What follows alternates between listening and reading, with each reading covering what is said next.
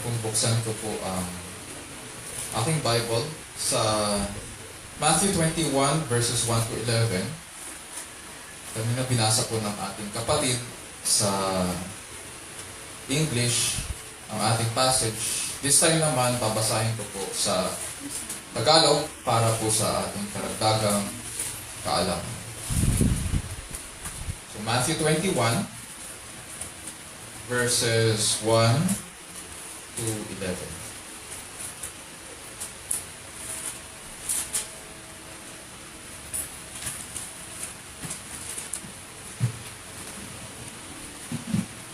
Matthew 21 verses 1 to 11, ganito po ang sinasabi. Malapit na sila sa Jerusalem. Pagdating nila sa Bethphage, sa bundok ng mga Olibo, pinauna ni Jesus ang dalawang alagad. Sinabi niya sa kanila, pumunta kayo sa susunod na nayon. Makikita niyo roon ang isang inahing asno na nakatali, kasama ang kanyang bisiro. Kalagin ninyo at dalhin dito. Kapag may sumita sa inyo, sabihin niyo, kailangan ng Panginoon at hindi nakikipuyon. Nangyari ito upang matupad ang sinabi ng propeta. Sabihin niyo sa lungsod ng Sayon, masdan mo, dumarating ang iyong hari, siya ay mapagpakumbaba, nakasakay sa isang asno, sa isang bisiro, bisiro ng isang asno.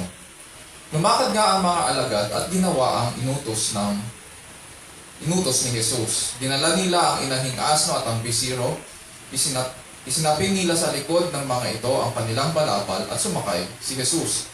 Maraming naglatag ng kanilang balabal sa daan, at ang iba na may pumutol ng mga sanga ng kahoy at inilatag din sa daan. Nagsisigawan ng mga taong nauuna at sumusunod sa kanya. Mabuhay ang anak ni David. Pagpalain ng dumarating sa ngalan ng Panginoon. Purihin ng Diyos. Pagpasok ni Jesus sa Jerusalem, nagulo ang buong lungsod. Sino kaya ito? Tanong nila. Si Jesus, ang propeta taga Nazaret, Galilea. Sagot naman ng karantingan. Ito po ang salita ng Panginoon, purihin ang Diyos. Sino po dito sa atin ang nakapanood na ng coronation ng isang hari? Or kung nabuhay na tayo ng noong panahon ni Queen Elizabeth, napanood po ba natin ang kanyang coronation? Meron po ba dito nakapanood ng coronation? Coronation, yes. How about yung coronation ni King Charles? Napanood po ba natin? Probably the closest that we have sa atin ay ang pagtatalaga ng ating Pangulo. Pero that even, I would say, is not a coronation. Kasi, ano tayo we are a democracy. And at the same time, hindi naman din tayo monarchy. So, we wouldn't really understand. Wala tayong masyadong konteksto pagdating sa pagtatalaga ng mga hari. Nung coronation ni King Charles, it is said, at nangyari ito noong May 2023, it is said na yung kanyang coronation ay nagkakahalaga po ng 72 million pounds. At ang equivalent nun sa atin ay 5.38 billion pesos. Sabi ng mga officials, government officials ng Britain, ano na nga ito slimmed down na nga ang expenses nun compared sa ginastos nila sa coronation ni Queen Elizabeth noong 1953. Bukod sa gastusin, kailangan din natin maintindihan na may sistema po ang mga countries or monarchies pagdating sa kung sino ang kinokoronahan. Hindi lahat pwedeng koronahan. Kahit na sabihin natin part ka pa ng royal family, hindi pwedeng lahat kinokoronahan. Kilala nila kung sino ang dapat na iniluluklok nila para mamuno sa kanila at ang kanyang titulo. Para sa kanila, ang pumipili kung sino ang kokoronahan ay Diyos. Bukod doon, ang kinokoronahan para sa kanila ay hindi lamang head of state, kundi head of the church din. For example, ganito po ang titulo ni King Charles nung tinalaga siya. Pakinggan natin yung kanyang title. King Charles III, by the grace of God of the United Kingdom of Great Britain and Northern Ireland, and of his other realms and territories, King, head of the Commonwealth, defender of the faith. So head rin siya ng Anglican Church. Wala silang pope. Hindi katulad ng nakasanayan natin sa ating kultura na merong pope. Ang head of the Anglican Church ay ang hari. Ang ating pag-aaralan sa umagang ito ay isang coronation din. Isang pagpuputong o pagluluklok. Pero hindi ito isang ordinaryong coronation na naaayon sa pamantayan ng sanlibutan. Ito ay coronation ni Jesus sa pagpasok niya sa Jerusalem. Kadalasan kapag pinag-uusapan natin itong pagpasok sa lungsod ng Jerusalem, ang nagiging emphasis ng ating kultura ay ang paggawa po ng palaspas. Nawawala ang focus doon sa dapat na may focus. We tend to, ang nangyayari tuloy, nagfo-focus tayo doon sa minor things. And we miss the major things. Bukod doon, ang tawag pa natin sa araw na yun ay araw ng palaspas. Lumalabas tuloy na hindi natin alam bakit kailangan pumasok ng Panginoon doon sa Kapitolyo na nakasakay sa asno. Bakit ba? Bakit ganun? Hindi rin natin naiintindihan ang kahulugan ng mga sinigaw ng mga tao habang papasok sa Jerusalem at bakit nagkagulo ang buong bayan nang pumasok siya. Halimbawa na lang sa ating passage, Matthew records in verses 10 and 11 pagkatapos nilang isigaw ang mga papuri. When he had entered Jerusalem, sabi dyan sa Matthew 21, 10 to 11, all the city was stirred. Nagkagulo sila, saying, "Who is this?" And the crowds were saying, "This is the prophet Jesus from Nazareth in Galilee." It seems na hindi po siya kilala ng kanyang mga kababayan. Worse, ang trato sa kanya ay parang isang dayuhan. Hindi nila alam kung bakit siya naroon. So as we study this passage, sa atin po na nababalisa o naguguluhan sa buhay o nahihirapan sa ating pananampalataya, panalangin ko po na mag-minister ang mensaheng ito sa atin. Nawa makilala po natin ang Panginoong Jesus bilang Mesiyas at Hari ng mga hari upang makatugon po tayo sa maayos na pagsamba sa harapan po ng Diyos habang nabubuhay po tayo sa ilalim ng kapangyarihan ng Diyos at para po sa kalwalhatian ng ating dakilang Diyos. Sa umagang ito, ang magiging tanong po natin sa ating passage ay simple lang. Who is this Jesus? And is he just a prophet from Galilee? Who is this Jesus? Is he just a prophet from Galilee? Ang ating passage sa Matthew 21 po ay makikita natin na sa last week na po ito ng ministry ni Jesus Christ bago siya mamatay. Everything sa buhay ni Jesus leads to this very point. Naglakbay siya from Galilee in the north. Pag tinignan natin ang mga maps doon sa likod ng Bibles natin, from Galilee in the north, naglakbay siya pababa papuntang Jerusalem bilang paghahanda sa parating na Passover feast.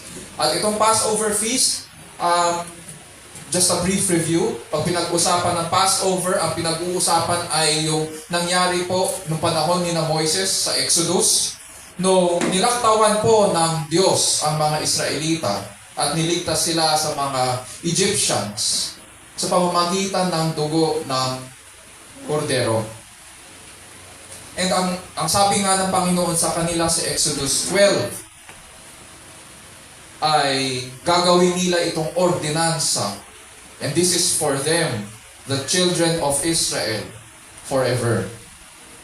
During this time, itong Feast of the Passover, maraming tao po ang umaakyat papuntang Jerusalem. Ayon po kay Josephus, isang Jewish historian, lumulobo daw ang mga ng 2.7 million ang nagpa-participate sa temple rites. Pero lalaki pa lang yun. Yung mga qualified na lalaki pa lang ang bilang na yon. Hindi pa nabibilang dito yung mga members ng kanilang families. So we can imagine, although sanay na sanay ang Jerusalem sa dami ng tao dahil ito ang Kapitolyo, pero during the Passover, ang mga tao doon ay umaapaw. Dahil sa dami ng tao na pumupunta sa lungsod, yung iba sa kanila nagsiset up na lang doon sa tabing daan, paakyat sa Jerusalem. So, we can imagine yung mga passages of Scripture na dinidescribe ang Panginoong Jesus at kanyang mga apostol habang naglalakad papuntang templo, mayroong mga tao talaga na nakaset up doon sa tabi ng daan dahil wala nang napuno na wala nang matitirhan doon. So imagine natin parang katulad ng Quiapo, parang katulad ng Divisoria, lalo na pag sa buwan ng Enero. Alam naman natin kung ano nangyayari sa buwan ng Enero, di ba? Sa Quiapo, di ba? So imagine natin ganun ang nangyayari doon. And Jerusalem at this time was bursting with people.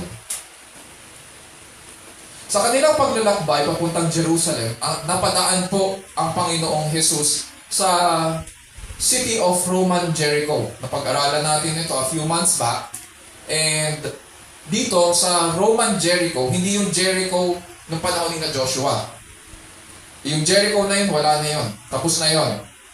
Giniba na yun. Nung panahon ni Herod, gumawa si Herod ng kanyang palasyo doon sa city of Roman Jericho. Sapagkat tinuring ito na para sa atin Baguio eh. Pero dito sa kanila, ang tawag nila ay Roman Jericho. And maganda yung klima doon. At dito sa city na ito, habang pababa ang Panginoon mula sa Galilee, pababa siya, dumaan po siya sa Roman Jericho. At nakilala po natin si Bartimaeus, yung bulag, na sumigaw ng Son of David, have mercy on me. Siya yung nakaupo sa tabing daan. Nakilala rin natin dito si Zacchaeus, yung tax master. Pagkatapos ng Roman Jericho, bumaba further ng konti ang Panginoon at ang kanyang mga apostol at narating ang Bethany. So ganito ngayon ano nangyari doon sa Bethany? Sa Bethany, nandun ang kaibigan ng Panginoong Jesus. Si Maria, si Marta, at ang kanilang kapatid na si Lazarus na namatay. Siya po yung napalitaang binuhay ng Panginoon mula sa mga patay. In John 12:1, we are told that Jesus arrived in Bethany 6 days before the Passover. 6 days before the Passover. Ang araw po ng Passover is the same day on which Christ was crucified, which is a Friday. This means dumating po sila sa Bethany ng Saturday. So binuhay ng Panginoon si Lazarus on a Saturday. And at dinner time, that same day, binuhusan ni Maria, yung kapatid ni Marta, ng mamahaling pabango ng dalisay na nardo ang paanan ng Panginoon. At pinunasan ito ng kanyang buhok. Doon din nangyari yun. That same day, Saturday. And then Sunday, kinabukasan, which is yung tinatawag natin na Palm Sunday, or Araw ng Palaspas, naglakad muli si Jesus at ang kanyang mga alagad patungong Jerusalem. At napakaraming tao raw ang pumunta sa Jerusalem dahil nabalitaan nilang dadalo itong si Jesus. We can imagine now kung bakit nagkakagulo sa Jerusalem. Fresh pa sa isipan ng mga tao yung nangyari kay Lazarus, na nabuhay mula sa mga patay. Although, footnote ko lang, baka may mabasa kayo, may mga scholar na naniniwala itong triumphal entry ng Panginoon ay nangyari daw on a Monday. Sabi ng ibang mga scholar. And now this leads us doon sa ating passage Buksan po natin ang ating mga Bible sa Matthew 21, verses 1 to 11.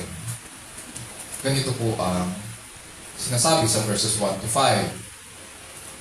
When they had approached Jerusalem and had come to Bethphage at the Mount of Olives, then Jesus sent 2 disciples, saying to them, "Go into the village opposite you, and immediately you will find a donkey tied there and a colt with her. Untie them and bring them to me. If anyone says anything to you, you shall say, 'The Lord has need of them,' and immediately He will send them."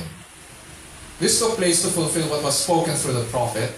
"Say to the daughter of Zion, Behold, your king is coming to you, gentle and mounted on a donkey, even on a colt, the foal of a beast of burden."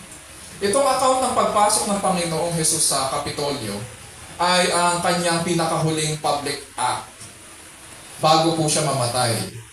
It is recorded in all the Gospels. Makikita po rin ito sa Mark chapter 11 verses 1 to 11, sa Luke 19:28 to 40, at saka sa John 12:12 to 19. Dito sa verses 1 to 5 ng Matthew 21, binibigay nito ang setting ng pangyayaring ito. Ang sabi sa verse 1, when they had approached Jerusalem and had come to Bethphage at the Mount of Olives. Ang Bethany po ay, pag binalikan lang natin yung if we trace back yung steps ng ating Panginoon, ang Bethany po ay 3.2 kilometers east of Jerusalem. Ngayon, kung manggagaling tayo dito sa Mercado Compound, ang 3.2 kilometers ay from here ay pwedeng hanggang Pharmaserve doon sa Hill Fernando. Malapit lang. Pero ang Bethphage, wala tayong masyadong alam tungkol dito. Except that it is a town na malapit sa Bethany. And so whenever binabanggit itong account na itong coronation or triumphal entry ng ating Panginoon, doon lang nabanggit ang Bethphage, itong town na ito. It is interesting dahil ang Bethphage ay ibig sabihin sa original language ay house of young figs. Yung mga figs na hindi pa ang tawag doon, hindi pa ang tawag doon sa mga fruit na hindi pa nahinog, yun. Hindi pa hinog. Yung iba pronunciation dyan, Bethphage. Meron pa akong narinig, Bethphage. Pero sa tingin ko, Bethphage ito. Sa Arabic or sa Hebrew, ang bait or bet, it means house. At sa tingin ko, pinakamalapit para sa nasalita sa figs or pronunciation dyan ay fage. Figs eh. Ang Bethany ay ibig naman sabihin House of Olives. At pareho silang city. Itong towns na ito pala ay malapit sa Mount of Olives. Nasa paanan po sila ng Mount of Olives. Ang Bethany ay House of Dates pala.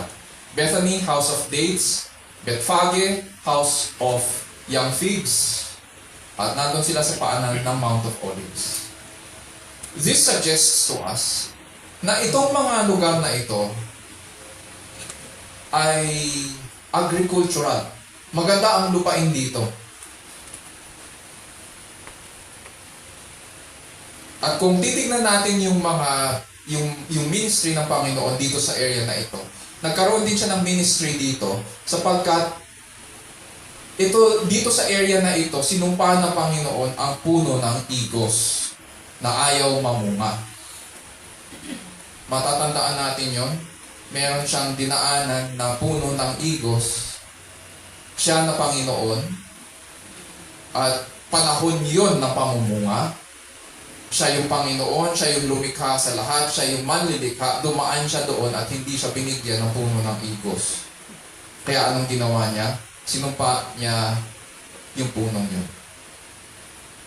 Sa Mark 11:12-14. So nang makarating daw sila sa Bethphage, pinauna ng Panginoong Jesus ang dalawang alagad. At anong sabi niya sa kanila? Pumunta kayo doon sa kabilang nayon o sa susunod na nayon. Bagamat hindi sinabi dito kung anong pangalan ng nayon or yung village, May sinasabi po ang mga Hebrew scholars na hindi raw Bethany ang tinutukoy dito ng Panginoon at hindi rin, mas lalong hindi Jerusalem. Ang Jerusalem ay lungsod, hindi nayon. So ano itong tinutukoy niya? Sabi ng mga Hebrew scholars, isang maliit na village po ito na ang pangalan ay Nob, N-O-B. And it is likely dito nila kinuha yung asno at yung bisiro. Doon sa maliit na village na yun. Hindi Jerusalem ang pinili ng Panginoon kung saan kunin ang mga hayop na ito. Pagkarating ng dalawang alagad doon sa kabilang nayon, ano po ang instruction ng Panginoon sa kanila? Sabi niya, makikita niyo roon ang isang inahing asno na nakatali, kasama ang kanyang bisiro. Kalagin ninyo at dalhin dito. Kapag may sumita sa inyo, sabihin niyo kailangan ng Panginoon at hindi na kikibo yun. Nakamamanghang isipin po na kung paano i-display ng Panginoon ang kanyang kapangyarihan at kontrol sa mga bagay-bagay. Alam niya po ang bawat detalye. Alam niya rin na sisitahin ang kanyang mga alagad kasi kakalagin niya yun at tanggalin niya yung mga tali eh. Alam niya kung sisitahin sila. So, sinugo pa rin niya ang dalawa para maghanap. So, saan daw nila hahanapin? Saan? Sabi, sa kabilang nayon. Ano ang hahanapin nila? Notice yung detalye ng instruction ng Panginoon. In the previous chapters, wala tayong mababasa na may nabasa pa nga ako na isang commentary na sinasabi niya, 1 year bago nangyari ito, bumisita na raw ang Panginoon dito sa may-ari ng asno. Kasi gagamitin daw niya a year later para sa Passover. Hindi ako kumbinsido sa kanyang komentary sapagkat wala tayong mababasang ganon. Samantalang itong account ng Panginoon ng kanyang coronation ay present sa Matthew, sa Mark, sa Luke, and John. At wala ni isa sa kanila ang nagbigay ng testimony na ang Panginoon ay nagplano nito 1 year before. So, kahit na sabihin natin na scholar pa yung nagsulat nun, hindi po ako kumbinsido sa sinasabi niya na pinalano ito 1 year before ng Panginoon. Kaya ang lumalabas, planado-planado daw niya. Pag tinignan po natin yung passages in the Gospels, iisa lang ang sinasabi sa atin ng mga Gospel writers. Si Kristo ay Diyos. The fact na madetalye yung binigay niyang instruction at lahat ng instructions na kanyang binigay ay nangyari, it speaks of His divinity.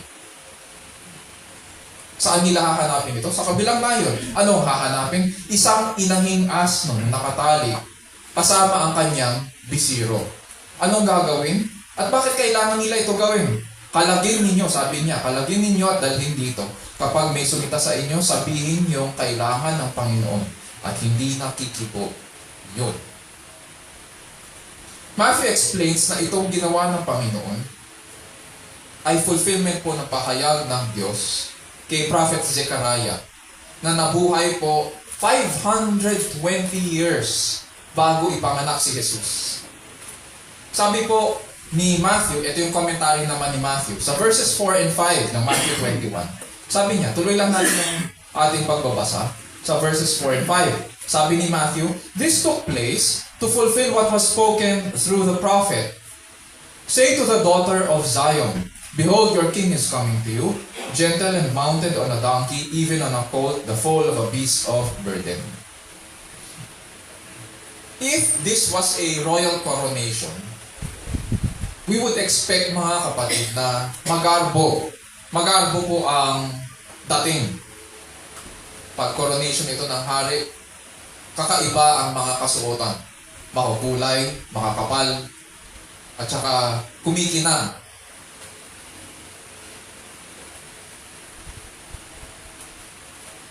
At hindi lang yon, maraming sagisag ng kapangyarihan at karangalan tulad ng korona, tulad ng pagbibigay ng setro at iba't ibang mga brilyante. May mga simbolo pa ng lakas at kapangyarihan, tulad ng naglalakihang mga kabayo, tabak, at mga pukbo. Pero hindi ganito ang idea ng Diyos, ng coronation. Hindi ganito ang idea ng Panginoon. Sabi nga ni Kristo, bago siya mamatay, "My kingdom is not of this world." Hindi siya tulad ng mga hari ng sanlibutan. Ang hari raw ng Zion, ang salitang Zion, by the way, ay steeped in Old Testament language. Pag nabasa natin, halimbawa, dito ang sinasabi, "Say to the daughter of Zion." Ang Zion po ay pangalan ng bundok ng Panginoon. Minsan, ang ginagamit din, City of Zion, ito ay bayan ng Diyos. Nevertheless, itong bayan na ito ay nasa bundok pa rin. So, itong bundok na ito ay lungsod rin. This city and mountain is the mountain of God. Minsan, ginagamit itong city na ito, itong Zion, para sa Jerusalem. And Jerusalem sits on a hill or on a mountain. At ang tawag nila doon ay Zion. So dito, ang sabi nga, ang hari ng Zion o dito ay mapagpakumbaba na nakasakay sa isang asno, sa isang bisiro ng isang asno. Ngayon napapaisip tayo siguro, bakit ang mga hari, sila, merong mga nakaupo sa kabayo, diba? Naglalakihang mga kabayo at magaganda ang mga maayos ang tindig, diba? Yung iba nakakarwahe pa. Pero ang Panginoon, bakit ang napili ay asno? Ang tingin natin sa asno, parang sa panahon natin, ang tingin natin sa asno, or ass, or jackass, or donkey, ang tingin natin dyan parang stupid. Bakit yun ang napili niya? Sa ancient Israel, ang mga hari ay hindi sumasakay sa mga kabayo. Mayroon po silang tradisyon na nakabatay sa experience ng makalaya po sila sa mga Egyptians at sa pagbabawal na rin ng Panginoon na magkaroon ng kapangyarihang militar para sa digmaan. Ganito po ang inutos ng Diyos kay Moises. Pakinggan lang natin para maintindihan natin bakit sumakay siya sa asno. Sa Deuteronomy 17:16, bago po sila makaalis doon sa Mount Sinai, sabi ng Panginoon tungkol sa magiging hari ng Israel, "Moreover, he shall not multiply horses for himself, nor shall he cause the people to return to Egypt to multiply horses. Since the Lord has said to you, you shall never again return that way." So, noong time ni na Moises, it was already obvious na si Faraon ay maraming mga kabayo. At nakadepende siya sa kanyang mga kabayo para sa kanyang successful military campaigns. So ngayon, in-address ng Panginoon ang isang bagay na nasa isipan ng mga Israelita. Oo nga naman, kung humabol man sa kanila ang mga karatig bansa, by this time, nasa Mount Sinai na sila. Paano kung biglang humabol ang Egypt? O sabihin natin, pagpasok nila sa Kanaan, paano kung bigla silang salakayin ng mga karatig bansa? Paano sila mananalo? Puro sila mga alipin. Mga dating alipin, anong malay nila sa military campaign? Bukod doon, anong dala nila? Ang dala lang nila ay anong malay nila sa mga tabak? Anong malay nila sa mga weaponry ng militar? Ang dala ng nila ay yung ginamit nila para sa pagtatanim. Sila nakaalam sa bagay na yan. Siyempre, ang sagot sa kanila ng Panginoon, huwag kayong magkakamali o huwag kayong mag-i-increase or mag-multiply ng mga kabayo. Ayokong maging tulad kayo sa Egypt na umaasa sa mga kabayo. Hindi tayo babalik doon. Pagdating ng panahon ni Haring David, may sinulat po si Haring David sa Aklat ng Mga Awit. At makikita natin ang kanyang paliwanag naman tungkol dito. Sa Psalm 20 verse 7, sabi ni Haring David, "Some boast in chariots, and some in horses, but we will boast in the name of the Lord our God." Sa Psalm 33 verses 16 to 17, sabi pa ni Haring David, "The king is not saved by a mighty army. A warrior is not delivered by great strength. A horse is a false hope for victory, nor does it deliver anyone by its great strength." Ang paliwanag dito ay inilagak raw ng mga kaharian ng sanlibutan ang kanilang pag-asa at kaligtasan sa mga hukbo at sa mga kabayo. Scriptures warn us na ito ay false hope, sapagkat ang tagumpay raw at kaligtasan ay mula sa Diyos. Ito ay kaloob sa tao. And so, wala ito sa dami ng mga hukbo at sa dami ng mga kabayo. Pagdating ng panahon ni Prophet Zechariah, sa Zechariah 9:9-10, ganito ang paliwanag ng prophecy. Ganito ang sinabi ng Panginoon kay Prophet Zechariah, specifically sa hayop na sasakyan po ng hari ng Israel na papasok sa Jerusalem. Zechariah 9:9-10, sabi niya, "Rejoice greatly, O daughter of Zion. Shout in triumph, O daughter of Jerusalem. Behold, your king is coming to you. He is just and endowed with salvation, humble and mounted on a donkey, even on a colt, the foal of a donkey. I will cut off the chariot from Ephraim and the horse from Jerusalem.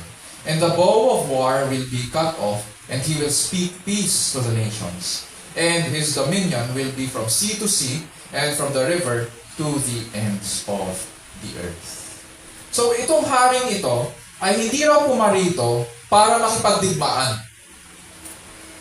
Parating siya sa isang mababang hayop, sapagkat by this time, ang kabayo daw ay naging simbolo ng digmaan. And so, kaya siya sumakay sa asno ay dahil pinili ng Diyos, pinili ng Panginoong Jesus na sumakay sa asno upang ipakita na hindi siya dumating sa Israel, hindi siya bumaba sa mundong ito para makipagdigmaan, kundi pairalin ang kapayapaan sa mga bansa. So sa unang pagdating ni Kristo, tinupad niya ang lahat ng sinabi ng salita ng Diyos. Naging tapat siya sa Ama at nagdala po ng kapayapaan. Which brings us to our first point to answer yung question, sino itong Jesus? Sino si Jesus? Is he just a prophet? So sa verses 1-5, makikita po natin, Christ displayed the humility of the Messiah King, bringing peace. Christ displayed the humility of the Messiah King, bringing peace. And this is interesting po, kasi kapag tinignan natin ang history ng Israel, may pumasok rin po sa Jerusalem, tulad ng ginawa ni Kristo. Ang pangalan po niya ay si Judas Maccabeus. Wala po ito sa Bible. Nangyari po ito during the 400 silent years. Pag tinignan natin ang ating mga Bibles, Old Testament, ang end ng Old Testament ay si Malakay. Ang beginning ng New Testament ay si Matthew. Between Malakay and the book of Matthew, may tinatawag ang mga scholars na 400 silent years. Kaya siya silent years dahil hindi po nagsalita ang Panginoon for 400 years. At magulong-magulo yung time na yon sa Israel. During that 400 silent years, may isang nagrebelde laban sa mga Greek. Bago kasi noong time ni Jesus Christ, Rome na ang dayuhan na nakaupo sa pamahalaan. Bago ang Rome, it was Greece under Alexander the Great. Ngayon, during this time, ang nangyari ay may isang general na pumasok po na sinalakay ang Jerusalem. Pinasok nila ang templo at doon tinayo ang statue ni Zeus. Templo yun ng Diyos. So, bukod doon, pinagbawal ng mga Greek, yung Greek officials, pag-hold ng mga Jewish rites sa loob ng templo. Templo namin yan, ba't mo kami pagbabawalan? Ang ginawa nila, pinapasok nila ang kanilang mga pagan priests at doon sila nag-alay ng baboy sa loob ng templo para kay Zeus. Bawal ang baboy sa mga Hudyo. Marumi yan. So pinasok nyo ang isang bagay na marumi sa loob ng kabanal-banalan. Pinagbawal yun eh. So galit na galit syempre ngayon ang mga Hudyo. Bakit nyo ginawa yan? Tapos pinagbawal nyo pa kami. Nandiyan ang templo ni Zeus, nandiyan kayo, nag-aalay kayo ng baboy sa loob ng templo namin. Pero yung dapat namin gawin, yung tamang dapat namin gawin, hindi nyo pinagagawa. So ngayon, nagkaroon ng rebellion. At ang naging leader ng rebellion ay isang priest na nagngangalang Judas Maccabeus. And in 164 BC, naging tagumpay po siya sa kanyang military campaign sa pagpapalaya sa mga dayuhan sa Jerusalem. At na-restore nila ang Jewish service sa templo. It is said, nung pumasok si Judas Maccabeus sa loob ng Jerusalem, he was riding a horse. At itong si Judas Maccabeus po ay bayani, parang si Rizal sa atin yon. So we can imagine, nung pumasok si Jesus sa loob ng Jerusalem, na nakasakay sa isang asno, ang nasa kanilang isipan ay, teka lang. Ano ba to? Bakit may ganyan? Tapos maraming tao. It reminded them of Judas Maccabeus. 160 years before the time of Christ. Sandali lang, ano to? Pero mag-iisip tayo. Si Judas Maccabeus, matipuno, mayabang na mayabang, papasok sa Jerusalem. Pero ito yung sinasabi nilang, sinisigaw nilang anak ni David, pumasok ng nakaasno. Basahin natin, verses 6 to 9.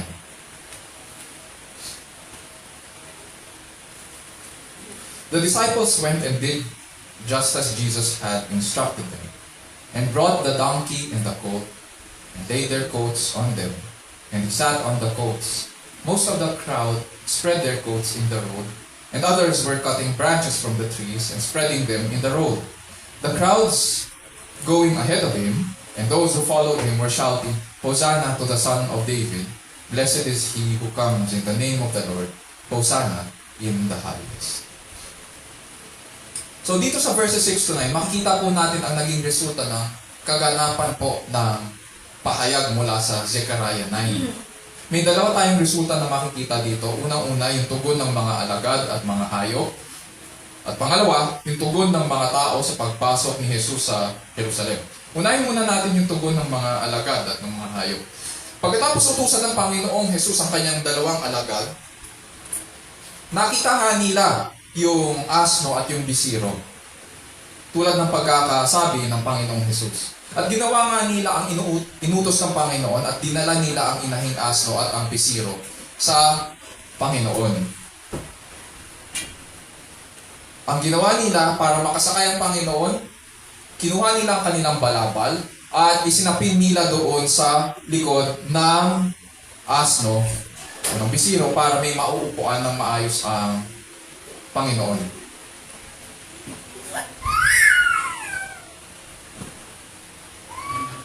Bago po natin tignan ang tugon ng mga madla, nais ko pong pag-aralan muna natin ang tungkol sa napiling hayop ng Panginoon, itong bisiro.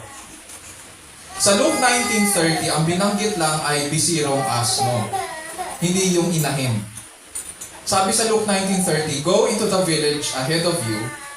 There, as you enter, you will find a colt tied on which no one yet has ever sat. Untie it and bring it here. Yung binanggit po ni Luke na bisiro lang, hindi po ito inconsistency sa scripture. Sapagkat ang focus po ni Dr. Luke ay hindi pa nasasakyan ang bisiro. O nga naman, sinong sasakay sa isang bisiro na walang experience sa pagdala ng mga sumasakay sa kanya. Ayon sa mga donkey breeders, iba po ang ugali ng mga asno. Ito raw ay hindi katulad ng iniisip natin na sila po ay stupid. Ang mga asno raw ay analytical. Oo, slow learners, pero hindi sila basta-basta nagtitiwala.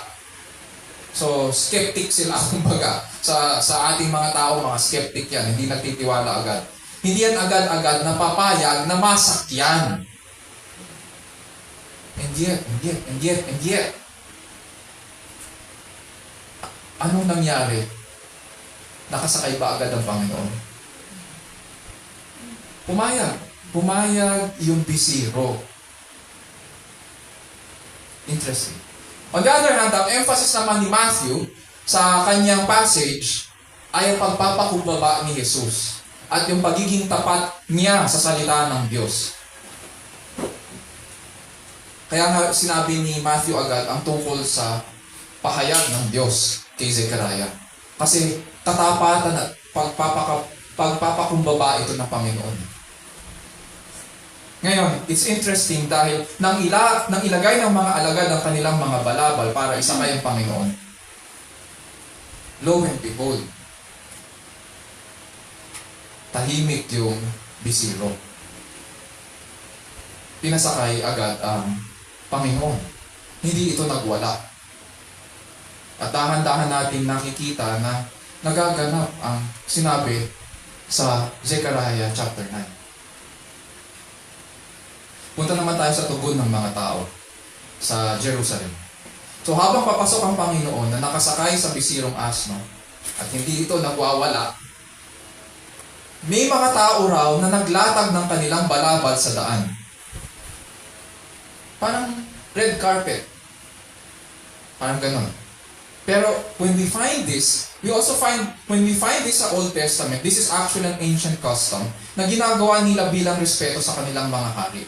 Tayo kasi yung red carpet na yan, taon-taon na pinapanood natin halimbawa sa mga Oscars at saka sa mga VIP events, yung red carpet na yan ay nakalagay lang yan sa stockroom pag hindi ginagamit.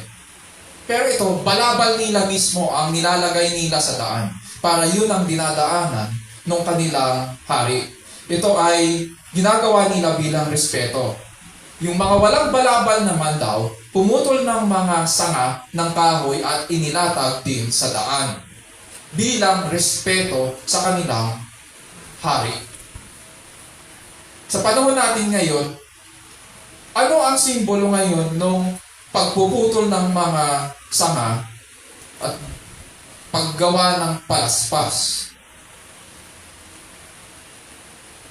Sabi ng iba, narinig ko, babaspasan yan, tapos susunugin yan. O hindi, babaspasan muna, tapos ilalagay muna sa bintana para pantanggal daw ng pantabuhin ng mga masamang espiritu. Saan nakasulat yun dito? Tapos pagkatapos nun, susunugin ulit, tapos yun ang ilalagay sa loob. Saan yun dito? Nawala na tayo doon sa nasusulat. Dito, bilang respeto nila yung ginawa para sa kanilang hari. We must understand na ang account ng pagdating ng Panginoon sa Jerusalem ay layunin ng Panginoon ever since na ipahayag niya ito sa kanyang mga alagad. Sa Matthew 16:21, sinabi ng Panginoon, from that time, Jesus began to show His disciples that He must go to Jerusalem.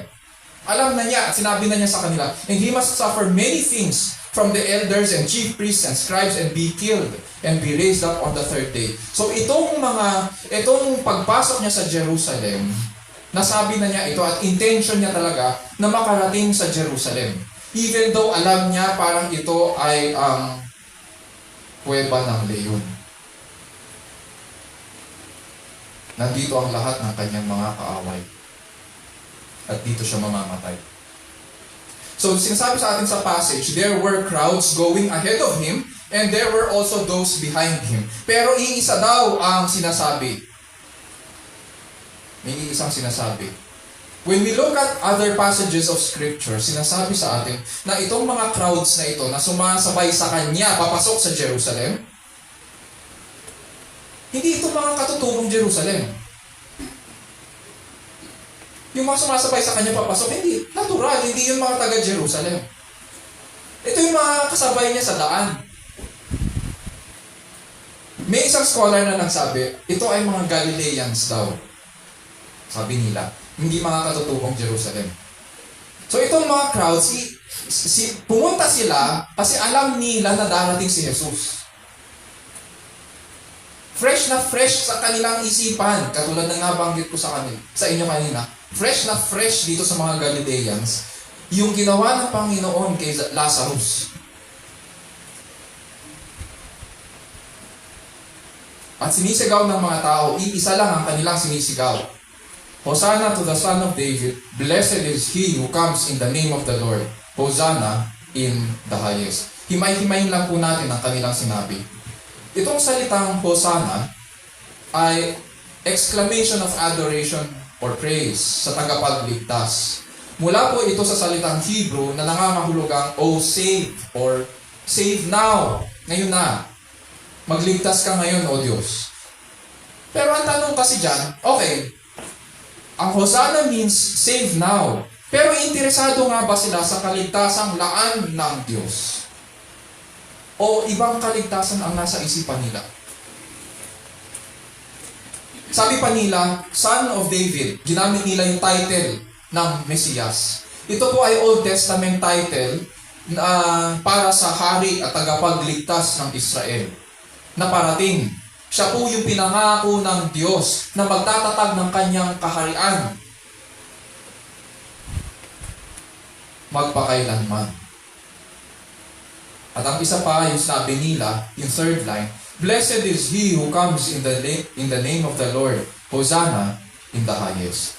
Mula ito sa Psalm 118:25-26, na kung saan binabanggit ang pagpasok ng mga banal sa bayan ng Diyos, kasabayang pagpasok ng Panginoon, ang tagapagligtas na nagtagumpay laban sa kanyang mga kaaway.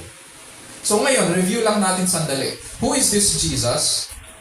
Is He just a prophet from Galilee? Sa verses 1-5, nakita natin that Christ displayed His humility, the humility of the Messiah King bringing peace. Dito sa verses 6-9, Christ displayed divine knowledge and authority as the Messiah King. Dito naman, ang pinapakita niya yung kapangyarihan niya at yung karunungan, kaalaman niya ng mga bagay-bagay bilang Messiah King. And when we look at itong buong setting na ito, itong mga pangyayari ng kanyang pagpasok sa Jerusalem at coronation niya, excited ang mga tao sapagkat finally dumating na ang nasa isipan nila, dumating na ang aming hari. Siya ang magpapatalsik sa Roma. Siya ang magtatanggal kay Herod. Si Herod po ay hindi Israelita. Siya po ay Idumean or Edomite. Mula sa lahi ni Esau. Hindi siya kay Jacob. So maiisip natin ngayon na ang lahat pala ng namumuno sa Israel noong time ni Jesus ay puro mga dayuhan. Kaya nga mabigat na mabigat ang loob ngayon ng Israel. At ang gusto nila sana, ang kaligtasan nasa isipan nila ay ganito. Dahil nandito na ang hari, papatalsikin na niya, yes, ang Roma at si Herod. Sapagkat itong hari namin, kaya niyang magpagaling ng mga bulag, ng mga pipi at ng mga bingi. Kaya niyang baguhin ang puso ng isang matinding magnanakaw na tax collector. Master tax collector pa yun. Bigatin. Hindi lang yun. Kaya niya rin bumuhay ng tao mula sa mga patay. At ngayon, nakaupo siya sa asno tulad ng nasusulat sa salita ng Diyos. Nandito na ang binhi ni David na magpapalaya sa atin mula sa mapang-api na dayuhan. Ganito ang pagkakaintindi nila sa kaligtasan.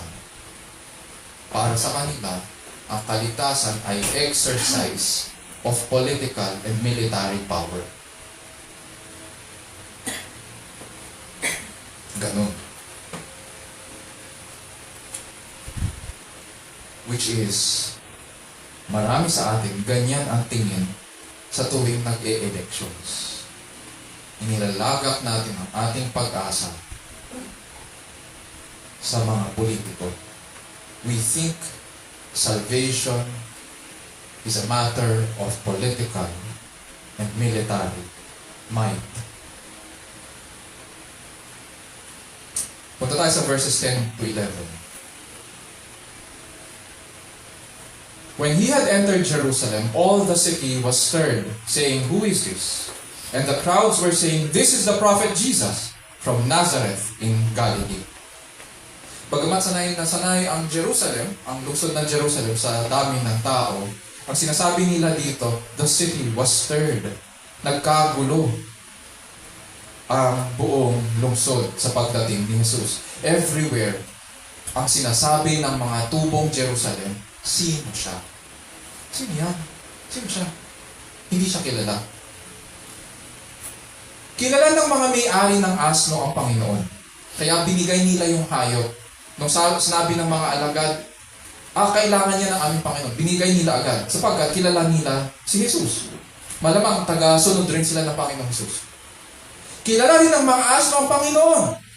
Kilala nila ang Panginoon dahil siya ang lumikha sa kanila. Kaya nga binigay nila ang kanilang mga likod para upuan. At tahimik sila nang sakyan sila ng Panginoon papasok sa Jerusalem. Kilala nila siya bilang manlilikha. Alam nila na ang uupo sa kanilang likod ay hari ng mga hari. Pero itong bayan ng Diyos, bakit sila nagtatanong ng ganito? Bakit hindi nila siya kilala? At ano raw ang sagot ngayon ng mga taga-Galilea? Yung mga naglalakbay mula Galilea papasok ng Jerusalem?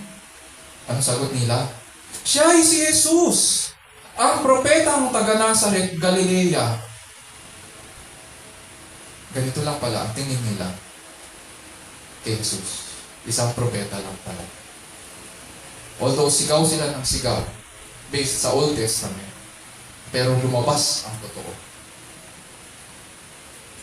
Pumasok ang Panginoon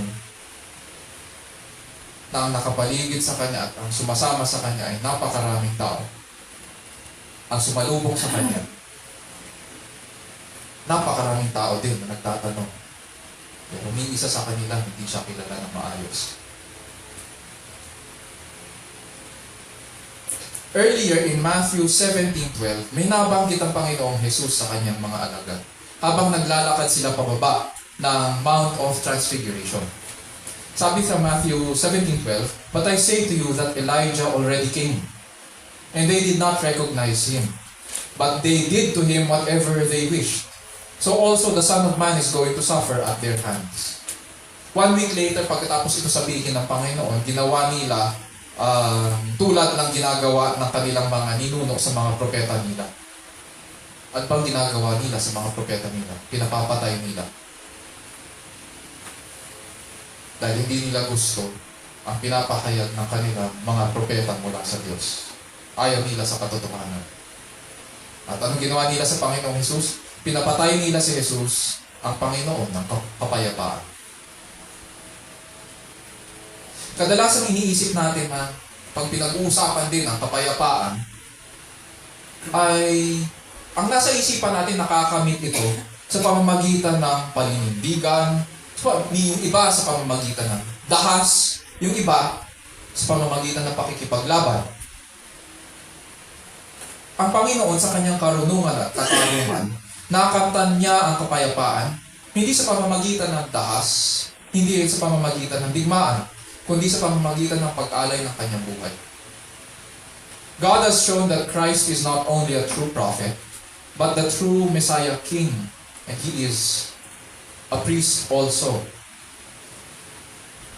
He is the priest, the final high priest, who offered His life for us.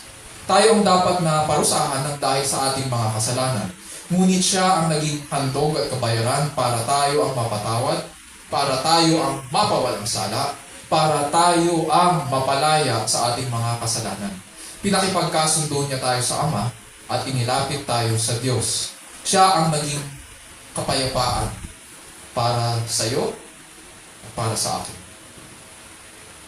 And so, mga kapatid, let us rejoice and find our comfort in this King of Peace.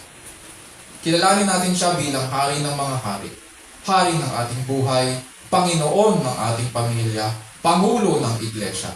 Manatili tayong tapat sa Kanya habang hinihintay ang Kanyang muling pagbabalik upang hatulan ang Kanyang mga kaaway at dalhin ang pagbabago ng lahat ng bagay. So who is this Jesus? Is He just a prophet from Galilee? Si Jesus ang pumarito mula sa Ama upang magdala ng kapayapaan sa mga bansa. He is the promised Messiah King. Sa pamamagitan ng kanyang pagpapakababa, natupad ang lahat ng pangako ng Diyos upang dumaloy para sa atin ang mga pagpapala ng kaligtasan. Mga kapatid sa Panginoon, ibigay natin sa Kanya ang lahat ng papuri, pasasalamat at pagmamahal, sapagkat ang lahat ng karangalan, kadakilaan at kaluwalhatian magpakailanman ay sa ating tapat at makapangyarihang Panginoon. Tayo manalangin.